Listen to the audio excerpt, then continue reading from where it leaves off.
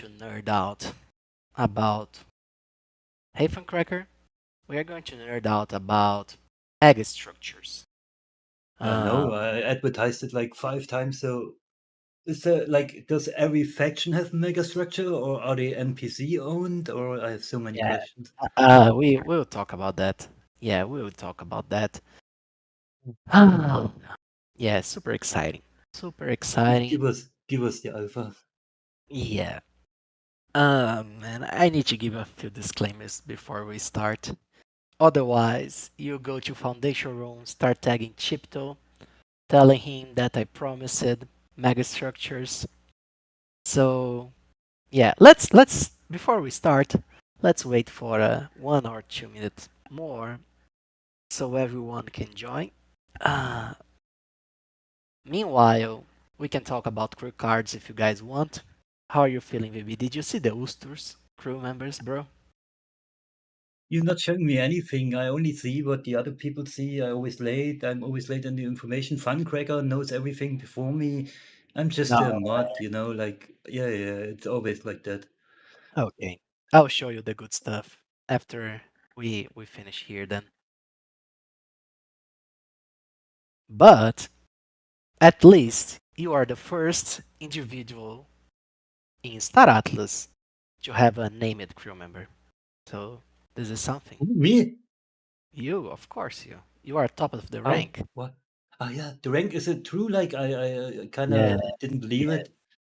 Yes, So it we get is. the top 100. Oh my God, it's gonna be a battle. Everybody's gonna go to count with us now and try to get to level 100. Uh, Yeah, Falcor is super excited about Sagamian females, bro. Those are looking good. Like female characters are super cool. Uh, I can't spoil anything. I'll get fired. But yeah, we have a couple females here and there. A lot actually. We have millions you of. think a lot of people go for female NFT? Like I remember like the Dom for the longest time he had a female from I think LOL or something, as a Mm. PvP. But for me, that I'm too old for that. If somebody has a female PFP, I always think it's a weep or something. Some Exactly. weird going on. But a lot of people are like that nowadays. The kids, Yeah, they no. all have like I'll tell a story. When I was like 15 years old, I played Mu Online. Do you remember Mu Online? It was a really good game. The it meta, sounds weeby. the meta was people creating elves, female characters, so they could get airdrops and things like that. I remember. I laughed a lot. My friends would create female characters to try to get money from older players from elsewhere in the world. That's a thing. So I'm with you. I always get scared about female PFPs, but we'll have I had a few guys millions. in PUBG, they always like had the female characters and then they bought all the fancy outfits, like I don't know, like it's crazy. Hmm. Okay, I think we have enough people to get started. So yeah, let's start this. Welcome everyone. It is a huge pleasure to be here with you all today. As I was saying before, uh, the sun is shining. Crew cards are extremely close. We have 1 hour and 25 minutes until we get the snapshot of our crews. Everything is working, everything is fine. And oh, Funkcracker wants to know about the crew background story. I'll talk about that. Yep. So everything is going well. This the crew members are going well. Uh, Star Atlas is actually doing lots of partnerships. Something interesting to share with you guys. We had our biggest influx of new people since 2022 to this Discord. So thousands of new players joined our ecosystem. Everyone is hyped. We are so back. And today we talk about lore. Lore, megastructures, we'll talk about the dream of space nerds, right? I mean, there are people who are here for the money. Totally legit. There are people here to build an economy, to build their decks, but there are also some that want to build Galia. People that want to create structures that will outlive them in Star Atlas to be a symbol of their dedication, of their progress. And I am pretty sure that some of you, if not most of you, already spent thousands and thousands of hours of work on games like Valheim, Minecraft, and things like that, just building cool structures. And no sci fi game would be complete without megastructures. Every sci fi that is worth its name has megastructures. We have the Death Stars in Star Wars. We have, uh, let's see, the Metropolis, the vaults in the Foundation. We have we have cool, giant, enormous Dyson spheres. We have warp gates. All of those things, they are necessary. They are necessary. As Bohemian saying, uh, we need reproduction centers for crews, right? So yeah, we need cool stuff. We need to build cool stuff. You guys will be generating lots and lots and lots of resources in game, and we need to put them to good use. And megastructures are probably the way to do this in the most epic form.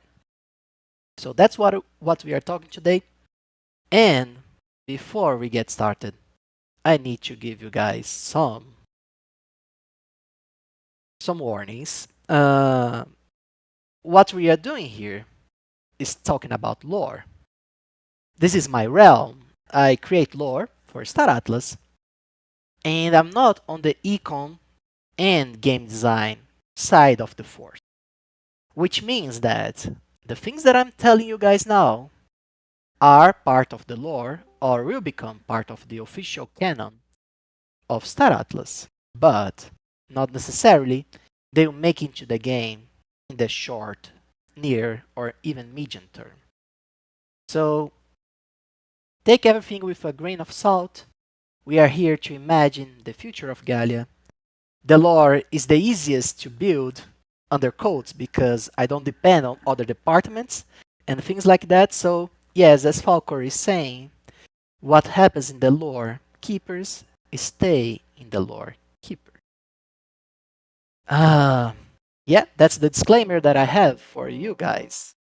And very quickly before we jump right in, and on YouTube. But we don't advertise these on other channels. So what we are going to do here right now is first talk about a question from Frank Cracker, which he asked about crew backgrounds. Uh, the crew background stories is one of the elements of how we are going to build Starata's lore. And right now, on this V0 release of crew cards, the, the, the crew of each one of the characters will not be displayable as of this moment. The reason being is because it's actually really hard to do this not only on the engineer side but on the AI side.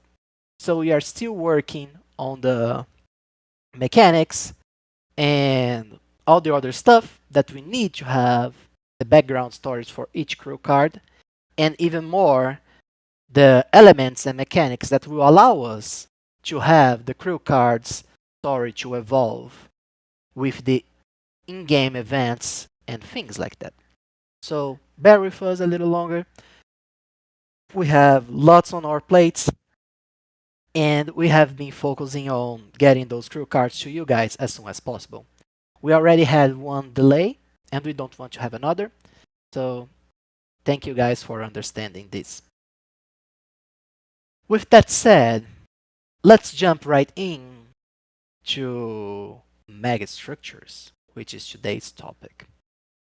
If you guys go to the lore of Star Atlas right now, especially on the different systems descriptions on Sage, you'll find hints hidden among the lines of the game descriptions that we have megastructures across some planets. And today I have compiled for us a list of systems that have things like that.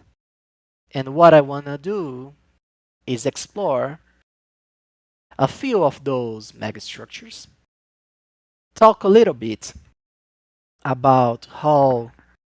Just a sec, let me get a glass of water. Hold on. Ah, sorry, guys. So yeah, I want to dive deep into a few of those structures, and I want to talk about the concept of megastructure overall in Star Atlas. So yeah, I want to start there.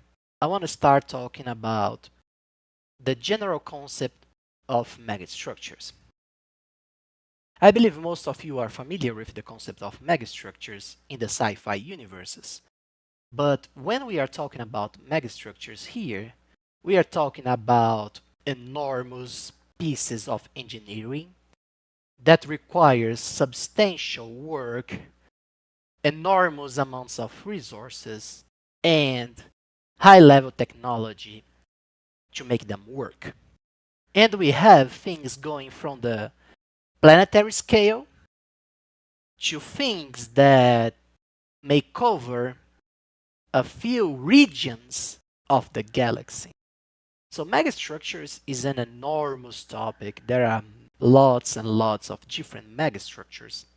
And today I'm going to cover some of each of a few of those scales. From like planetary perspective, I'll show you a couple that we already have in the Stratos lore and things that I'm working on right now. And also, we are going to talk about things that ancient civilizations, things that only happen in the high risk zone, things that might cause lots of troubles if you guys start to mess up with them. So, yeah, we are going to have fun. Another another cool disclaimer for the ones that like today's topic, I'm going to send you an image of one of the elements that I'm using for my research on megastructures. Here, I'll paste now on the chat.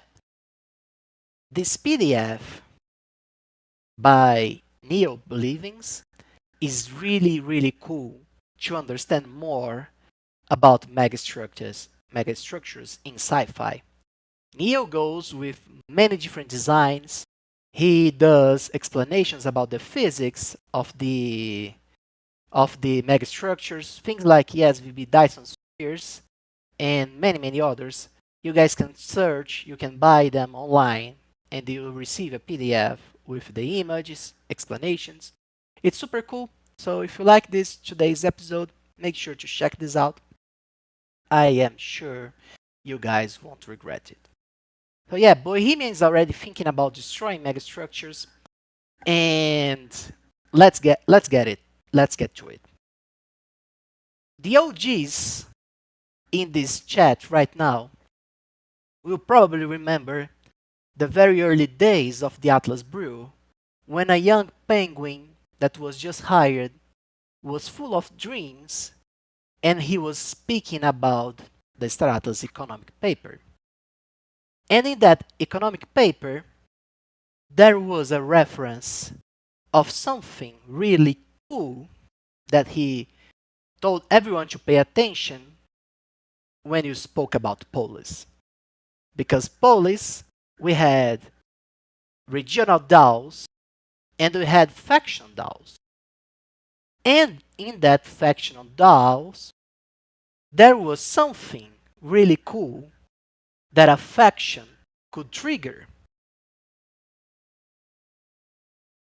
I don't know if someone in the chat will remember this, but I spoke with lots of passion about mega projects. Mega projects in the economic paper of Star Atlas were a way of members of a faction to go after big stuff. And at that time, I gave an example of a Titan ship construction. So this opened the doors for me to start theory crafting about what others mega structures or mega projects we could envision for Star Atlas. And of course, the most obvious one, the ones that we already have, are, for example, the Titan ships that I just spoke. Titan ships, they are enormous beasts of space, right? They are living fortresses that go around space, banishing anything that comes close to them, requiring hundreds of thousands of resources just to stay afloat. But when we are talking about megastructures, even Titan ships, they are, for example, let's say entry level megastructures. Uh, VB is already talking about another one of those, which already appear in the Star Atlas lore, that are the warp gates, that in Star Atlas are known as the Star Path. The Star Path is a chain of warp gates. The Nude Star, of course. We'll get there, baby. We'll get there. The warp gates. And guys, here, uh, we'll talk about this piece of history in Galia Expanse that actually helped build the current infrastructure and political order of Galia Expanse. The warp gates, the chain of warp gates known as the star path, they are the most massive, let's say, common infrastructure work that exists in the known galaxy of Star Atlas. It is it is this chain of warp gates that moved the faction's safe zone economy into a single galactical level supply chain. It is that allowed for members of the Usturs only to reach each other, to pool resources, to build a more or less centralized order under the Council of Peace rules. So megastructures are usually very deeply connected with the political instances of the game. And that's one thing that our economic paper says, because it ties the construction of those megastructures with political activity in Star Atlas, at least for now. Uh, Another piece of megastructures. Yes, Falcor asked, would the Cradle be considered a mothership megastructure or just a larger CSS for the Council of Peace? The Cradle is actually a megastructure. All the factions, CSSs, they are for in-game purposes motherships. Exactly, Mustache. They are the highest tier of ships that currently exists in Galia Expanse. I don't know if you guys remember, but the Titan ships are still 2 steps away from a mothership like the CSSs. We have the Dreadnoughts, we have the Tier 9 ships in the middle. And today I'm actually going to speak about one of them, even though he's different. He's different. You guys will see later on. Uh, I'm not sure if you guys realize it. Which ship is that already? Because you need to be paying close attention to the lore to figure this one out because he's not active. Oh man, but I'm getting derailed here. So yeah, we have Titan ships and uh we have motherships, which are another scale of mega projects. And we have one mega structure that you guys have been actively developing in Star Atlas right now. One type of mega structure that you guys have been actively working on, relentlessly building every day and every night. The star bases, yes, you guys got it right. Star bases are a clear example of megastructures in Gaia Expanse. And those star bases right now, they are very simple, right? We just upgrade tiers. They the new tiers open up recipes, and this facilitates the, let's say, the progression of supply chains. But it's still very simple. In the future, each one of those star bases, when they grow up, they open up uh, opportunities of building cool stuff within them. Things like, and let me grab an image right now, show the kind of things that I'm thinking about. Hold on, guys, we are doing this live. Where is it here? Found things like uh,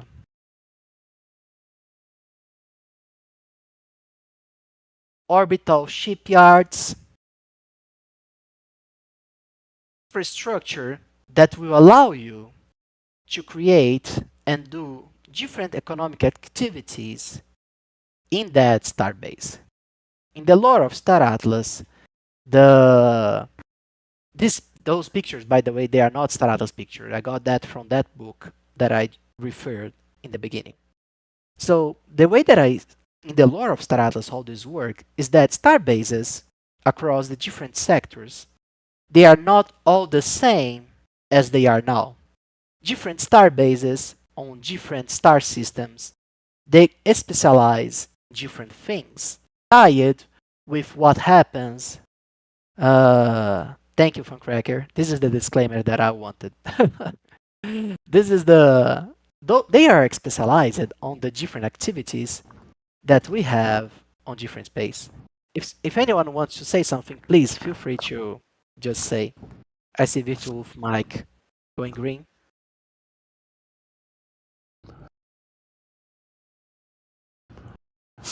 Virtual, you want to say anything, friend?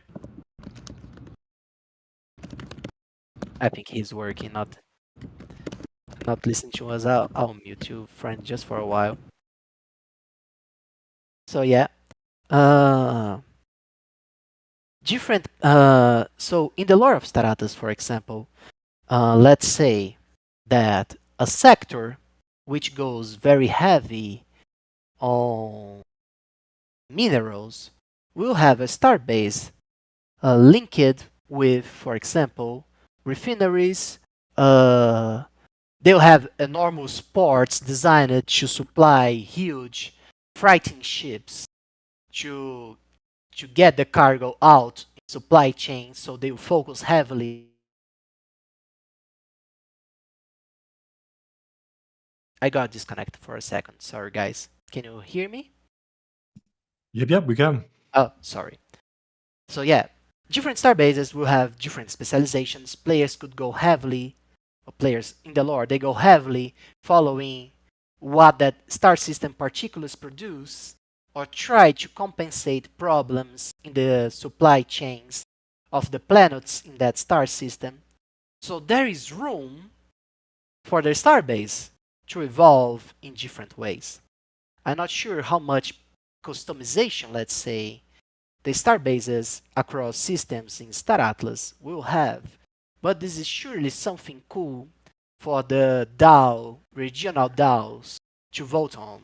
if it's possible in the future. So players will have a way of shaping politically how their star bases and sector infrastructure should work. And another cool stuff that we have in the lore of Star Atlas is that we have things.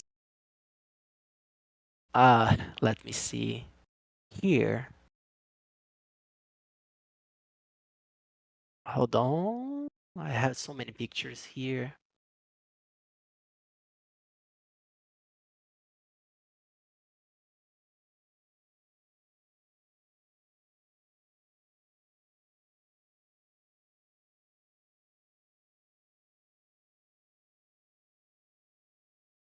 Just a sec, almost there. Here.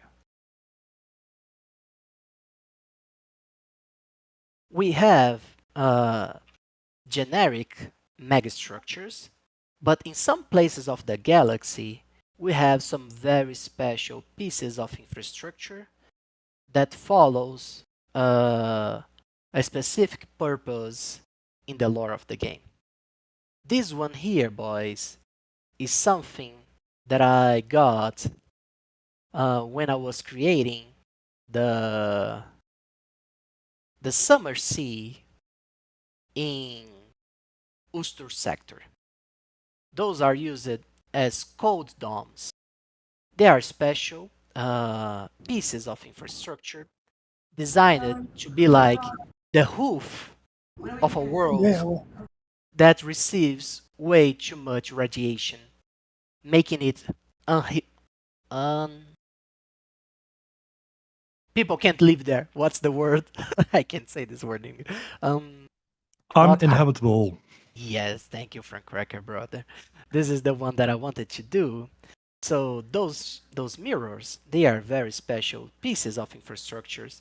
In the sci-fi, let's say, terminology, they are known as world house roofs.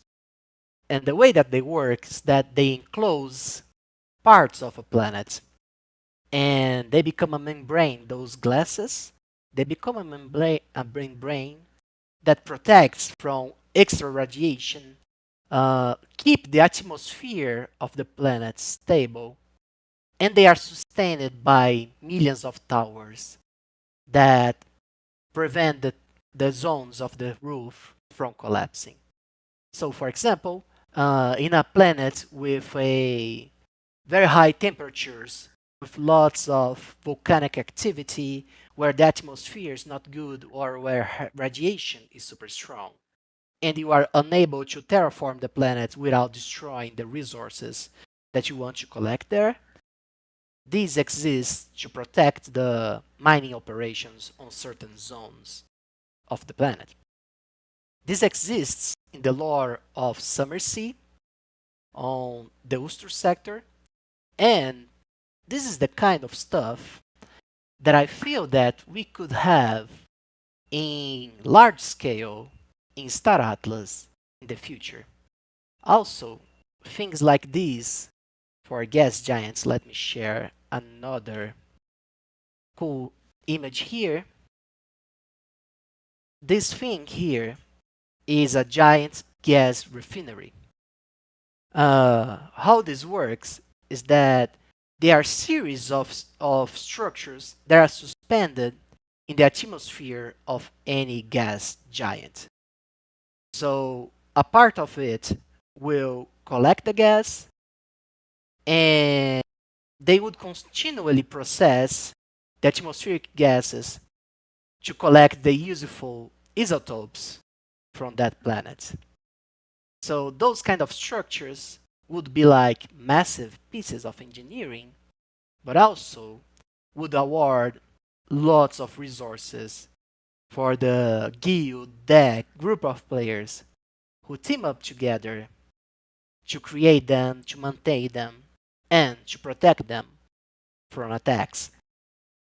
Uh, Another thing that we have in Star Atlas here is an artificial sun. Let me share this one. So it's super cool as well. One of our sectors, Harkand, is a sector that exists. It's in the Ulster sector as well, and he works with a false sun. The sun is artificial. It is a megastructure, and no one actually knows who put that sun there in the current lore of Star Atlas. So it's a sector that's permeated with research and scientists trying to uncover what happened there. And we have lots of those things uh, going around Gaia, and all of those megastructures from the past will have quest lines that are tied with discovering or understanding the story of that system or that piece of engineering. Uh, his ex is asking, solo players won't have access or will have to grind lots? This is more of a game design question, Rizex. Here we focus on building the story and giving its MRZ 35, if I remember correctly. No, 33. Sorry, Harkand. You can read the description on the planet's lore, on the sector lore, and and check it out to learn about more about what's going on there. Exclusively, there's a whole group of Usturs known as the Relic Barons that lives in that sector trying to acquire gadgets and other things from the folks celestial bodies that exists in that sector. Another cool structure that I am exploring and that we have in Star Atlas, some of our water worlds, is this one here.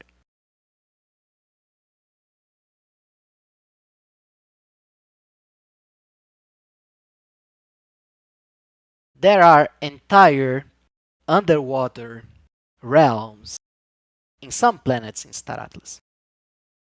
And this is something that I really, really like. Uh, I am not the kind of guy in the lore side that when you have a planet, you just have one thing in the planet. I'm not. You guys have seen this trope a lot in many different places. Like the whole planet is a desert. The whole planet is a lava planet. The whole planet is water planet. I mean, we have some of those environments, but I also like to have diversity. And what I do here is I like to imagine like how, for example, can we explore the whole potential of a underwater environment in Star Atlas, for example. And we have a planet. I'm saying that I don't like them, but there is a sector which got its name from a very specific planet. That's a totally it's a whole it's only water in the surface called Blue Veil. It's MRZ9. You guys can read the lore of that sector later. And this planet is really full of precious resources underwater.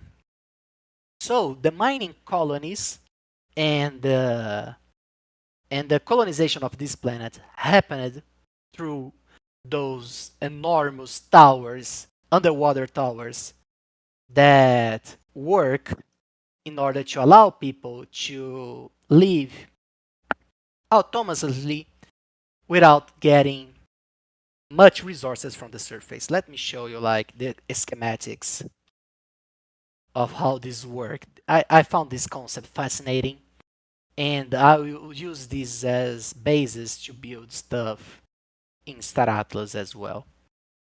So what I'm showing you guys all those inspirations to first of all divide the kind of work that we are doing to create our ecosystem to make it feel live and also to give like opportunities to players that are not focused on war, on politics, and other things, but just want to build cool stuff, I want to give you guys the opportunity to do things like that, to go and say, man, there is this megastructure that I feel that will work really well in this planet. And you find other people that feels like you, that like this concept, and start building something bigger, something that requires lots of resource, lots of work, but that will make you feel like you have a place in Star Atlas that was, you're doing. Like you pull the resources, you dreamed about this, and you made this piece of infrastructure a reality. And now this helps other people in game to prosper or to have a better moment, uh, and things like this. ICS could actually touch it on one piece of environment that I that I already have built uh, on MRZ 25 Everstorm. It's the Nimbus sphere. Like the Everstorm sector, as the name says, is a sector of Gaia expanse which is hammered day and night by absurd storms that makes like life almost impossible in that planet. Thimble engineers uh, create those domes, those aerial structures that allow people to live on them, and they are powered by the very storms of the planet. So I won't have a good art show the concept of this city. The closest things that I have that I found, this is something that I did for myself, but it would be like a sphere with a city in the sky, something like this. And and this is super cool. Like I feel like imagine living amidst a storm where your ships and and you need to learn how to navigate and how that ecosystem works to even get out of the ship of the city, otherwise your ship will get trashed by the storm. So yeah, this is the kind of thing that I'm looking forward. Oh, another cool thing that I have created uh, is the elevator, the space elevator. Hold on, I have a good picture for this one. And this is actually in the mud sector. Let me share with you guys.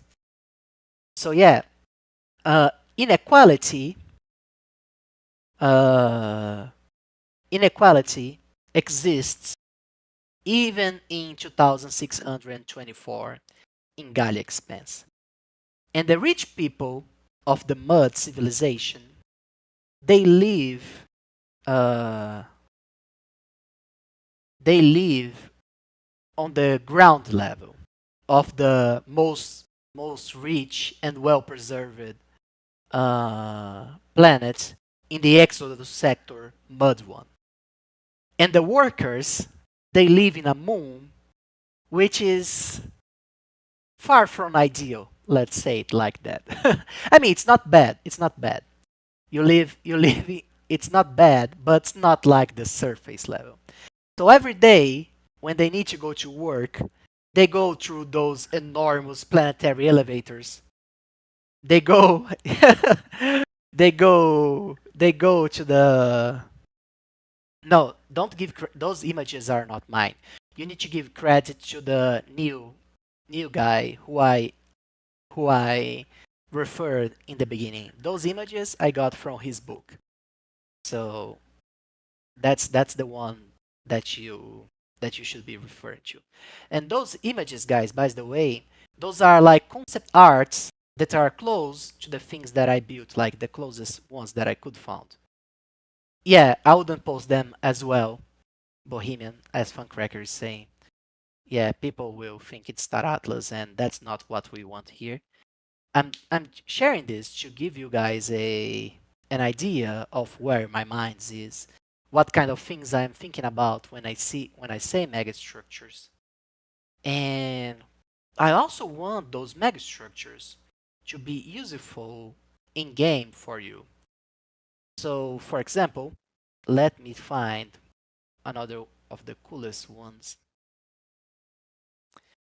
And one thing that Funcracker was saying is that in the beginning, warp gates were supposed to be private, and I feel that we should have, at some point in Star Atlas, private warp gates may be maintained by guilds and players to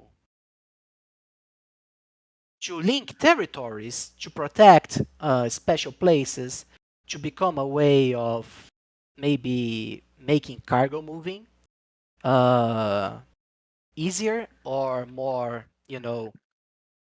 more simple. Of course, there are costs associated with moving things through warp gates. They are they are not cheap things to maintain, but they could be super efficient when players need to move things fast, like for a war, for example, and other stuff like that.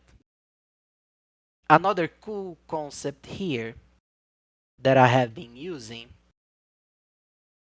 on the that I want to see maybe in the megastructure's future is this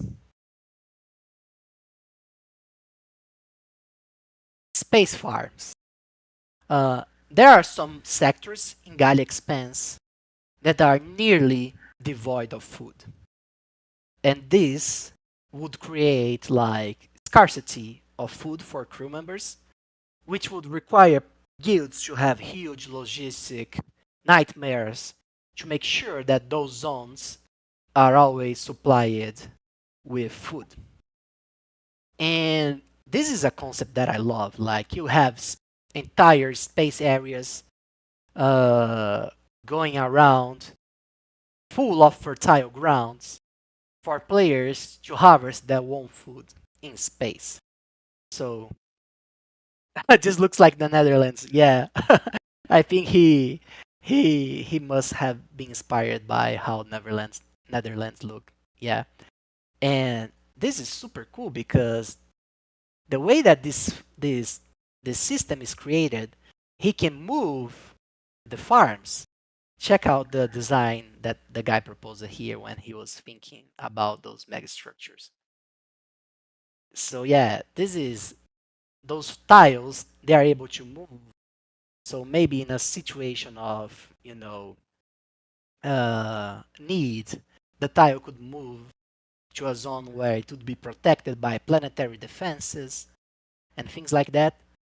Not saying that we will have mechanics like that, but this is surely a very cool concept. I see. I feel he works already on other stuff, but the really cool stuff that he did was mainly consolidating what is already like common tropes and concepts in sci-fi. Uh, but he got some really wild ones here. Let me show you guys uh, things like this.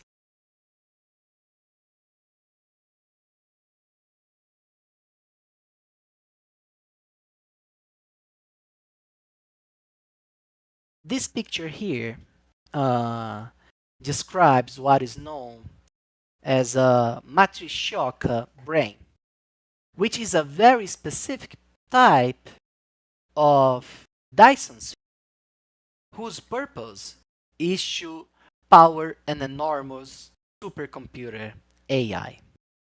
Now, I'll tell you guys something cool. Uh, One of the theories about the origins of the Usturs are specifically about the collapse of a super advanced AI intelligence that used a Dyson sphere to try to transcend.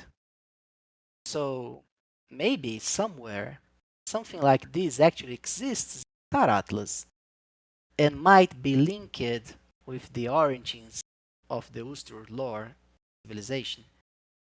Cool thing to think about, right? We also have structures like this.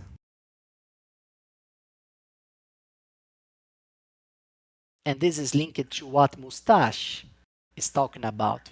One of the one of the mud ex-colonies in the lore of Star Atlas was pretty much destroyed after the Convergence War.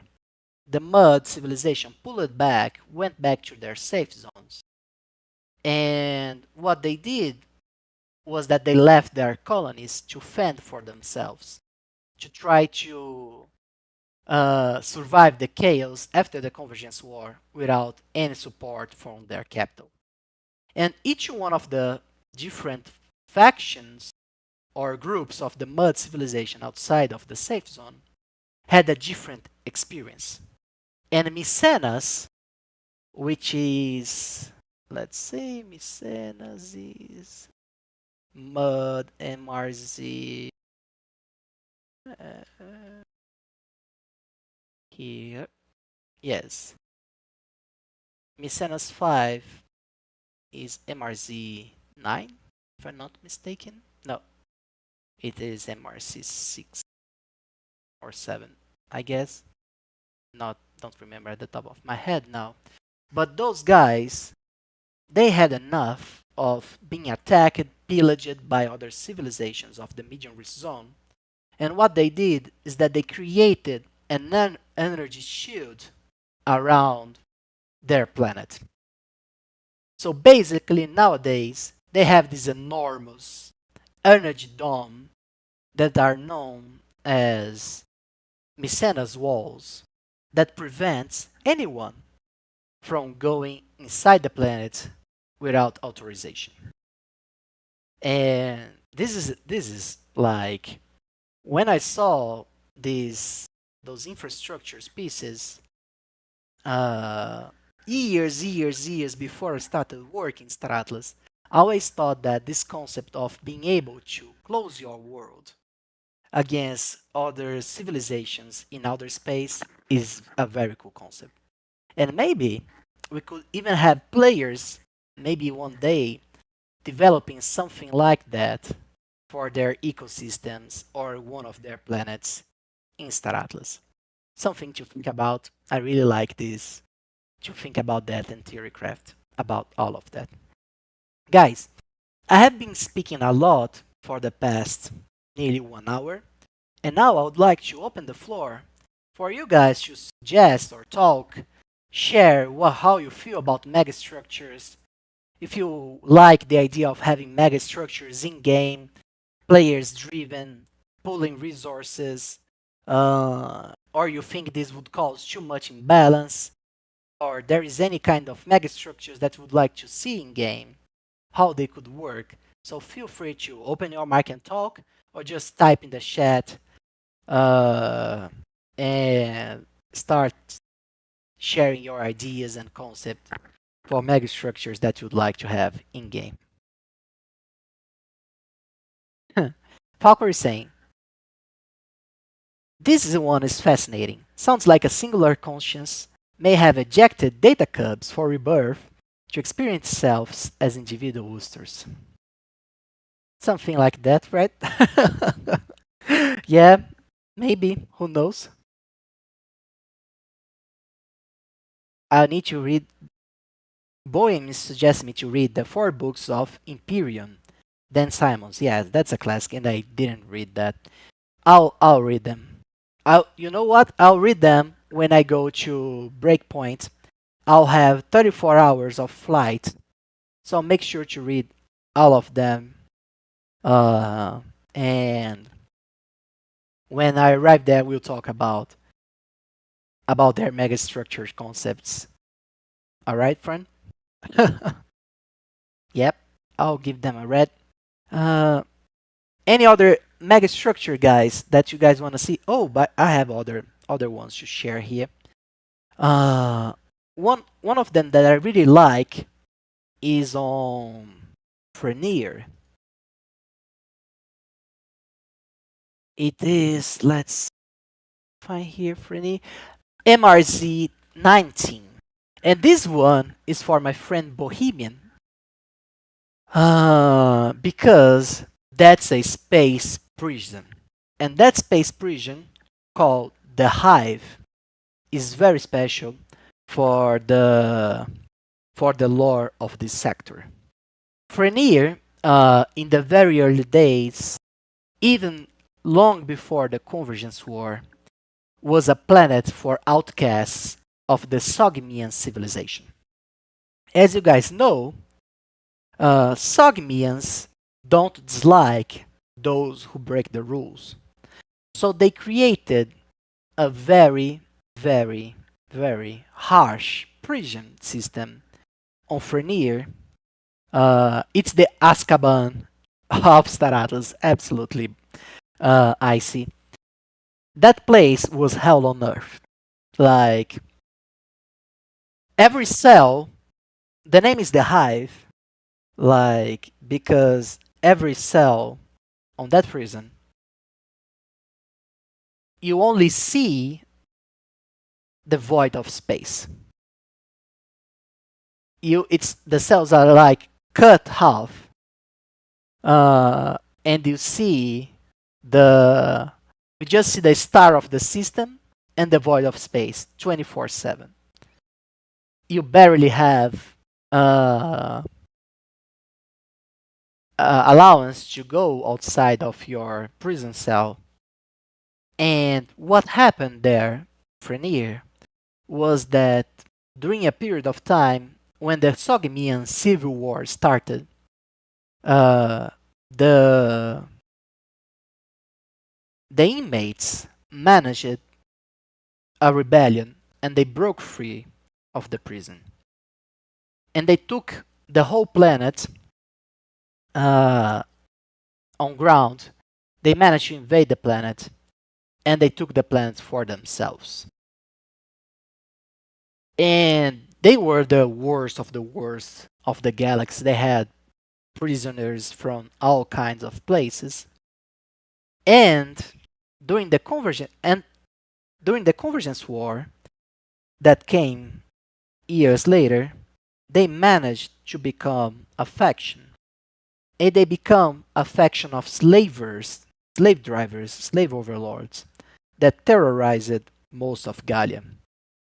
If you guys remember the lore of Never Alone, there are mentions that the Council of Peace, one of the first things that happen when the Council of Peace decides that the medium risk zone was way too out of control, is that they go after Frenier and the Jarviks and everyone else, and they beat the shit out of Frenier, destroying all the political order that the slavers had done. Those slavers, the ones that weren't killed and weren't arrested, they moved to planet Etira, where Sand and the protagonists of Never Alone are right now. So you guys will see developments of the Never Alone lore intertwined with the history of those slave drivers who are now cornered in Etira. And yeah, I don't want to spoil too much, but you guys know that this prison exists. It's back under the good guys, let's say, control for now, but it's always a nest for, let's say, interesting things to happen. So in the future, uh, there will be other developments in Frenier, and maybe this is a concept that we can have in other places in Star Atlas. Maybe we can have megastructures, prison-like megastructures in the future. So something for us to think about as well, about how do you want our metaverse to evolve. Like if a player does something bad, we could allow them to have their crew members imprisoned for a period of time. So the player is free, but his crew members would be in prison, like as a punishment for the things that he had done. Something cool to think about. I just thought about that. Maybe this is a cool concept for us to explore. Yeah, we need to define bad, and that would be like the regional DAO role, right, to establish the rules of a system. But this is another conversation. Man, today I spoke a lot. I feel like my dry. I am like almost losing my voice. Mm. Any questions, guys?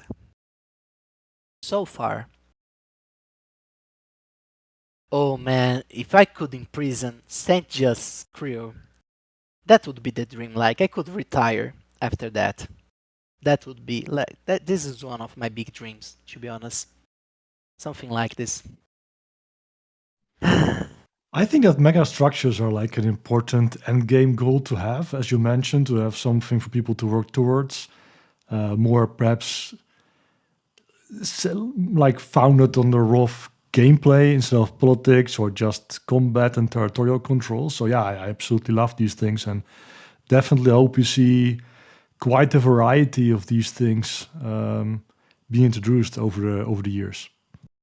Yeah, and maybe we can have even unique megastructures like galactic wonders, like the pyramids and things like that, you know?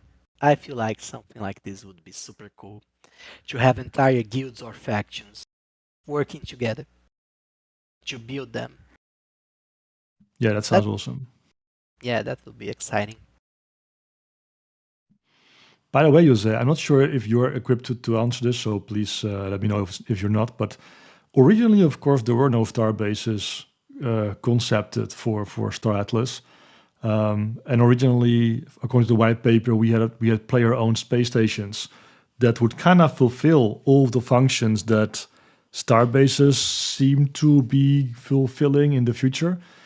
Do you know if there's like is there any distinction? Are space stations relegated to more of a B tier in functionality, or any notions on how those two differentiate or compare? Well, I it's more of a game design question, but I Yeah, can yeah, I figure, yeah. my two atlas of how they could work right now. I feel like space stations would be more linked to the planetary level, you know? Like in a single planet, there will be hundreds of different claim stakes of different size and proportions, and people on those claim stakes will have their own services, loot, and things that they do on the planet scale. And space stations there would be a place where they could work through the, let's say, regional economics of the whole planet. And for bigger operations, they would go for the star bases. But maybe it's Shipto, and then you have a whole different idea for them.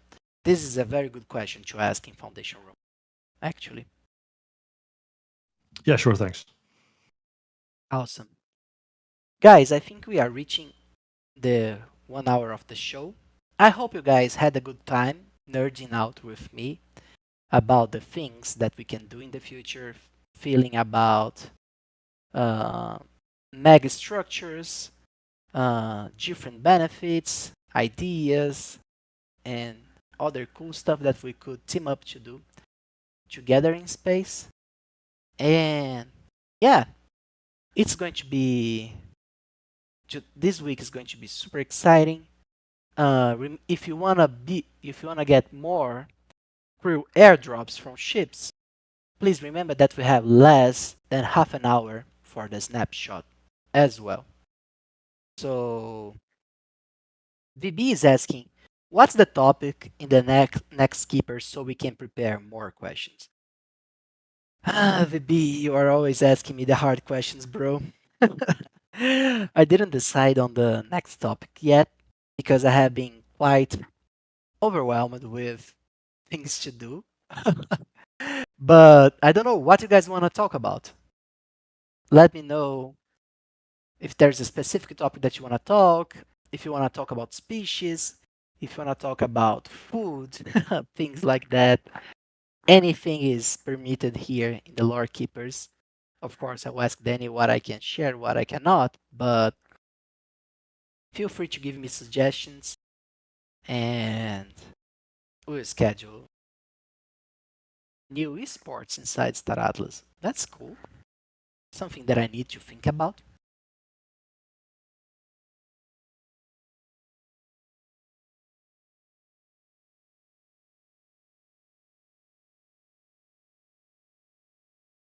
Falker is asking a good question. How far back will family trees be trackable?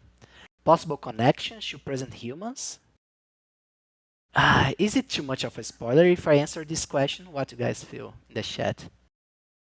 Should I spoil? Okay. I'll tell you guys, but this doesn't leave the this doesn't leave the chat. Some names that you guys will find in your crew, they are indeed linked with current humans. That's all I'm going to say. That's all I'm going to say. There's no break in humanity family tree, let's say, something like that. Yeah, the top 100 we already made public, but there are more surprises, right? I mean, I am really done doing it nearly at the 101 level for each one of the names, so if I didn't add some Easter eggs and things like that, what I'm even doing, right? Here in Automaton. Let me explain about this top 100, guys. I see people asking about rarity. What happens when if you are in the top 100, what I did was I got your name in Star Atlas here. And I did a small adaptation, a derivation from your nickname, adapting it to the Star Atlas lore, and adding this name to each of the species naming logics. I mean, it's very clear the reference, but it's not exactly your name. And what this does is that it allows a crew member to come with your name. So that's the way that we had to, you know, have you guys raise a top 100 crew being airdropped. No, like what happens here is that one crew member, one or more crew members, will have your name in Star Atlas universe. So it's not like all the top 100 will have a specific only one crew member. No, not that. But your name is a possible name when we are rolling your account faction while meeting crew members. So for example, I don't want to give an actual example because I don't want to spoil the name, but let's say I added Jose. But Jose doesn't exist in 2624. So there is a derivation of Jose, which is a possible name. In my case, it would be adapted to the Ustur name rules. So you guys might get the Jose based name if you roll a Ustur crew member. All right? You won't get your name crew member. You need to find him, have the luck, be lucky enough to drop them. Yeah, you need to find them. If you want, of course, if you so desire. This is a bonus. You need to find them or trade them. No, battle test and no roll, no. That would be thousands of people. No, I have pity on the penguin. Yeah, rarity can be anything. There might be multiples. There are probably like a few. Yeah.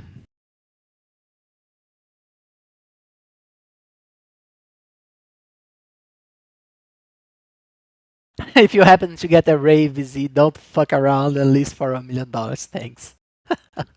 I'll do exactly that. Raise rich boys. Get some money. Yeah, VB. Let's pray we get a Ray, bro. That's going to be valuable. Any other questions about crew members, guys?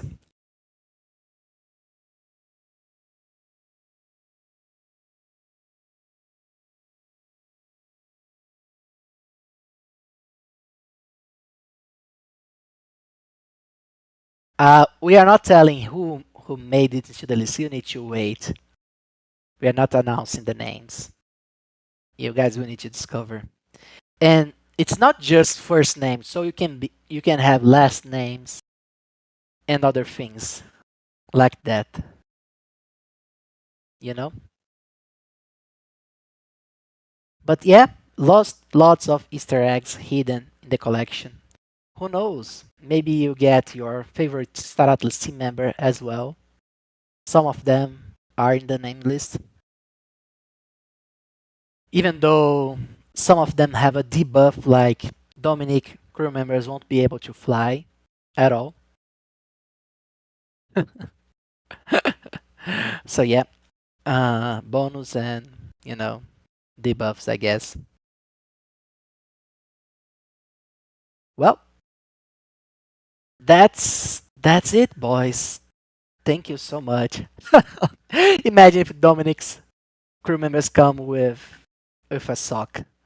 Thank you all for being here with me once more. It was super fun nerding out about megastructure with you guys. Uh, Always a pleasure. I'll try to organize myself better so we can keep our cadence of twice a month having those meetings. If you have a cool topic that you want to talk about in the lore keepers, please DM me or add here in the chat. Imagine you get a anomaly class Wagner, bro. That would be awesome. All right. Have a good day. Remember about the snapshot and make sure you come to the party. Do you have the event already, Don? The Star Atlas party. I don't think we announced it yet because we want to confirm the time. But man, free your schedule for the 13th. We'll be doing giveaways, open party. You see me opening hundreds of packs, trying to get myself an anomaly. So yeah, it's going to be a huge celebration. Lots of prizes, lots of cool stuff. Make sure you join us. Biggest party we ever had. Have a blessed days. May the cosmic current watch over you all. Lots of love. See ya, boys. Thanks, Jose.